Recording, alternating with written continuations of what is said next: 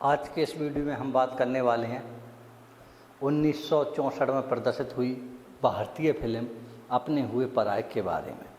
नमस्कार दोस्तों, मैं प्रमोद राठौर स्वागत करता हूं आपका टॉक ऑफ लाइफ के इस वीडियो में।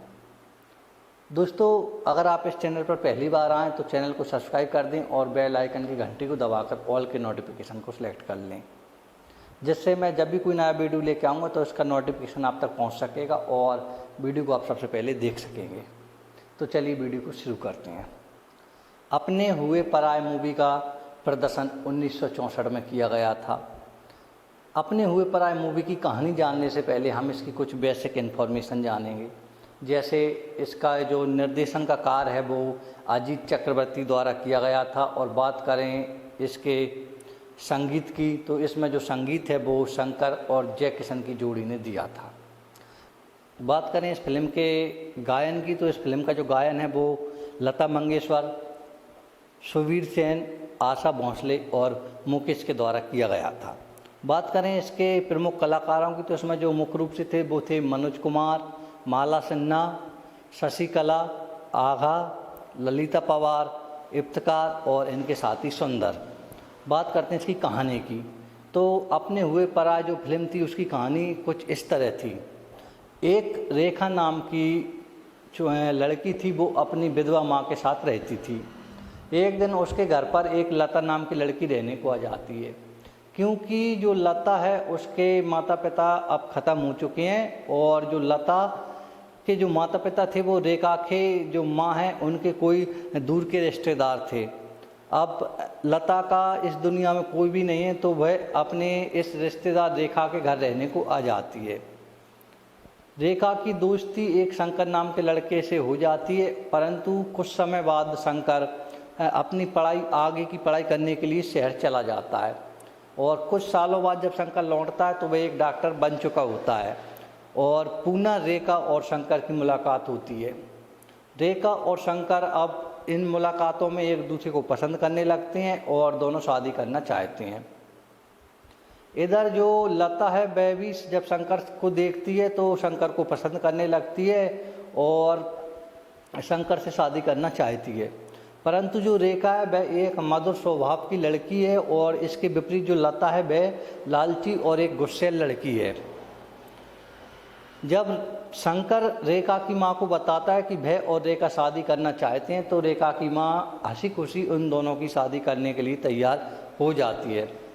और इधर जो लता है वह भी शंकर से शादी करना चाहती है तो वह एक षड्यंत्र करती है, और इस षड्यंत्र के द्वारा ही वह जो शंकर है उसे अपने घर बुलाती है और उसके साथ कुछ आपत्तिजनक सीन बनाती है, और इस सीन को वह जो रेखा की माँ है उन्हें दिखा देती है, जिससे रेखा की माँ को बहुत आघात पहुंचता है और वह शंकर से नाराज़ भी हो जाती है। परंतु शंकर अपनी सफाई में रेखा की माँ को समझाता है कि उसने ऐसा कुछ भी नहीं किया, उसे पता नहीं है ये सब कैसे हुआ, परंतु जो रेखा की माँ है वह उस पर विश्वास नहीं करती और इस सदमे में वह बीमार हो जाती है। और जब वह मरने वाली होती है तो वह शंकर से एक वादा लेती है कि वह लता से शादी कर ले। अब शंकर ना चाहते हुए भी लता से शादी कर लेता है, परंतु लता और शंकर का जो वैवाहिक जीवन है वह सुखमय नहीं हो पाता है, क्योंकि लता एक लालची और गुस्से लड़की पहले से ही थी और जो शंकर है वह रेखा को पसंद करता था। तो अब जो शंकर है वो रेखा से मिलना चाहता है, परंतु रेखा अब उससे मिलती नहीं है, और एक दिन रेखा बीमार हो जाती है।